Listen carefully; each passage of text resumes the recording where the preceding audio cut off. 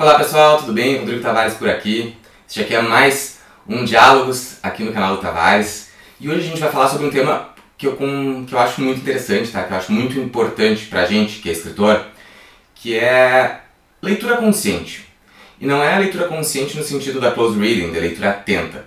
É leitura consciente no sentido de vocês estão lendo aquilo que vocês querem ler ou estão lendo o que o meio está impondo. A gente tem que andar bem numa linha tênue entre esses dois lados e é sobre isso que a gente vai conversar depois da vinheta.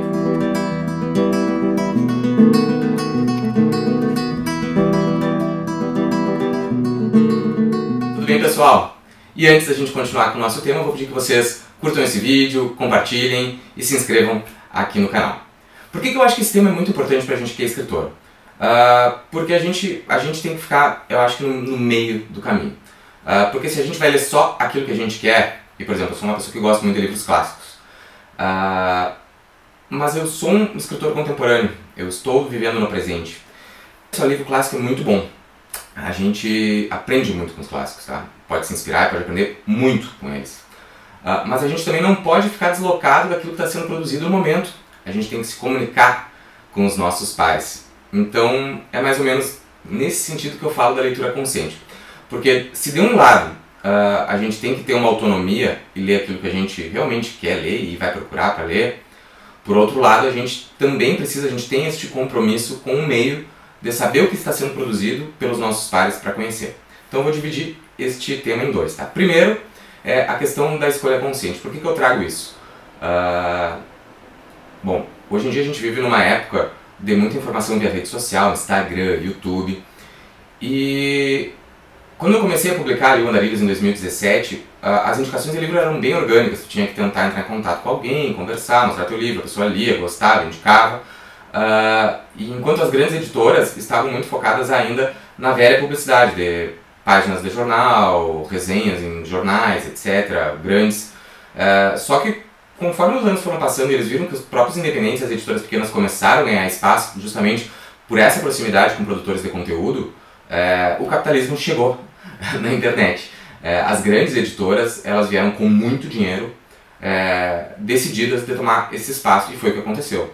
A maioria dos influencers começou a cobrar, e não a cobrar pouco, porque eu acho que eles têm que cobrar, porque é o trabalho deles, né? Mas a gente ficou impossibilitado de competir, porque chega uma editora grande, paga lá 2.000, 1.500, 3.000 reais por uma resenha, vários vídeos, etc., e a pessoa que está produzindo seu conteúdo não entende muito do mercado, e a gente até vai falar sobre isso aqui no canal, ela acha que todo mundo tem que pagar isso aí. E aí começa a inviabilizar a gente de chegar nesses pequenos influenciadores e mostrar o nosso trabalho.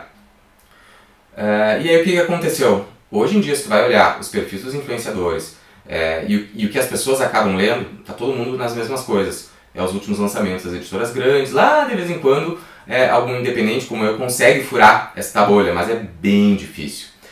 Então a minha provocação neste primeiro tópico é assim, vocês estão lendo realmente literaturas que interessem a vocês, ou vocês estão lendo de acordo com influências pagas por grandes editoras? Porque a gente tem visto muitos livros parecidos, e se tu entrar, por exemplo, na Livraria Taverna em Porto Alegre, que é uma das minhas editoras, e entrar na Megafauna lá em São Paulo, e na Ponta de Lança em São Paulo, e sei lá, na Travessa ali em Porto Alegre, todas elas têm os mesmos livros em destaque. Isso não é gratuito, gente. Isso aí faz parte de um sistema capitalista que dominou este mercado e nos impõe a sua literatura também. A literatura não foge disso, né? Eu às vezes tenho alguns debates com os outros escritores, assim, quando eu digo, a gente não tem tanto espaço, a gente que é independente não consegue aparecer tanto. E eles, não, mas a gente aparece por meritocracia, a gente ganhou um prêmio, a gente está na companhia, a gente está sei lá onde. E me causa muita surpresa porque é o mesmo pessoal que quando alguém de direita fala em meritocracia, meu Deus, meritocracia não existe, né? Mas parece que no meio literário existe. E na verdade não é, gente. A gente tem que entender quando a gente tem algum tipo de vantagem, de benefício, porque quando a gente entende a gente até usa melhor a nosso favor. Bom, essa era uma observação. Mas aí eu pergunto pra vocês se vocês estão lendo o que querem ler, se estão lendo livros, pescando livros sobre assuntos que vocês se interessam, ou estão lendo só o que as redes estão impondo. E aí a gente volta ao nosso vídeo passado, que falava do melhor livro da última semana de todos os tempos, porque ali daquela lista, uns 7 ou 8 livros são desse perfil, assim, que insistem que vocês têm que ler. Eu vou dar uma frase para vocês que é polêmica. Se alguém te indicar um livro como sendo urgente e necessário, corre, né? Porque ele não é livro de literatura, ele está pensando em política. E é mais ou menos isso o que está sendo imposto na leitura atualmente. Por outro lado, a gente também não pode ler só o que quer, porque daqui a pouco tu pega um Tavares que gosta de livros clássicos e abandona totalmente o que está sendo produzido nesse momento. Então, por isso que eu convido vocês a gente fazer esse meio de caminho, assim, de vou ler o que eu quero, óbvio, meus clássicos, que é onde eu aprendo, mas vou ler os contemporâneos, e tenho que ler os contemporâneos. Mas, gente, tem muita gente lançando livro contemporâneo. Vocês não precisam ler os contemporâneos que estão sendo indicados em todos os Instagrams. Vocês podem procurar os contemporâneos que se identifiquem com assuntos que vocês gostem. Eu aqui em Bagé criei um grupo de leitura de autores bagienses. Olha que interessante. Porque, Rodrigo, tu quer só que as pessoas conheçam os teus livros? Quero, óbvio que quero. Mas eu quero também que as pessoas conheçam os livros dos outros autores bagienses, sendo que é voltado para moradores da cidade. E eles acabam neste fluxo de comprar livros que são indicados pelas grandes influenciadoras ou pelos pagamentos de matéria em jornal e não conhecem autores da cidade. E Bagé é uma cidade que tem uma produção muito grande literária contemporânea e também de clássicos. Já vou indicar para vocês um clássico aqui do autor bagiense, Pedro Vane Charqueada. Ele é praticamente um germinal do Zola que se passa no interior do Rio Grande do Sul falando das condições de trabalho nas charqueadas. Veja que fantástico ser um livro dos anos 30.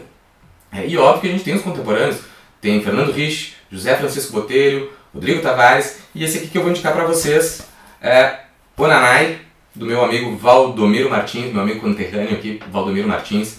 Esse aqui saiu pela Casa de Asterium, uma editora nova de Porto Alegre. E o Onanai, para mim, de todos os livros do Valdomiro, eu leio ele desde 2008, quando ele lançou Guerrilha e Solidão, é o livro mais maduro dele. Tá? São 5 contos longos, quase novelas. Ele até chama aqui na capa de ficções, para não ter que defender ou novela ou conto. E são histórias fortes de homens e mulheres que não medem esforços para conseguir seus objetivos. E o Valdomiro, eu gosto de trazer ele como um exemplo. Ele foi o patrono aqui da última feira do livro de Bagé, me sucedendo. E eu fiquei muito feliz de passar a patronagem para ele, porque ele é realmente um escritor contemporâneo que eu admiro muito. E o Valdomiro Martins vocês não vão ver nestas listas de livros urgentes e necessários, não vão ver nas listas de indicados de melhores do ano ou de melhores do século. Por quê? É um autor que vive longe das capitais e é um autor negro. Então ele já se afasta do mainstreaming por ser um cara que está à margem, né? E ele, por ser um autor negro que mora no interior, eu brinco com ele, né? Ele acaba ficando à margem da margem. Rodrigo, mas por que a margem da margem se a gente tem uma forte tendência da literatura negra, afro, hoje em dia aqui no Brasil? Mas aí ele não está na Companhia das Letras, não está na Todavia, e não mora em Porto Alegre ou não mora em nenhuma outra capital. Então a gente tem ali no nosso centro aqui do estado um grande preconceito de autores que produzem fora da capital. Para eles não existe vida inteligente fora da capital.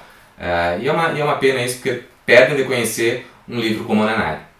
Onanai, então, são 5 contos muito fortes. Eu vou dizer o nome deles para vocês aqui. Onanai é uma entidade que três irmãs fazem tipo um pacto com ela para terem o que querem, só que tem que pagar as consequências se descumprirem o acordo feito com Onanai. Nós temos também a Mãe de Céu Rosado, que é um outro conto muito interessante, que tem... Como é que eu vou contar? Eu não gosto muito de dar spoilers, mas também tem entidades, tem misticismo, uma história no interior, uma história talvez a mais bonita barra triste do livro. Nós temos o Engole Mundo, que é um navio negreiro trazendo escravos de Porto Alegre, do Rio de Janeiro para o Rio Grande do Sul. Babaoma é sensacional, que é a história da influência, aí eu já diria até da religião ou misticismo, mas assim, das crenças, falando melhor, seria das crenças. Então, o personagem central ali é um cabritinho, um bode, e o Valdomiro brinca muito com crença de forma muito respeitosa, óbvio, e sem julgamentos, o que eu acho muito interessante. E Quando o Malvado Chegou, que é o conto mais contemporâneo deles aqui, que é muito interessante. O que eu gostaria de dizer do Valdomiro? O Valdomiro é um autor negro do interior, que escreve sobre a temática da literatura negra, e para mim é o melhor autor brasileiro desta temática no momento. Eu sei que a gente tem grandes autores, tá? A gente tem Itamar Vieira Júnior, que eu sou fã, a gente tem Conceição Evaristo, que eu não gosto da literatura, mas entendo e respeito a sua importância, a gente tem Jefferson Tenório, a gente tem muitos outros autores desta pegada.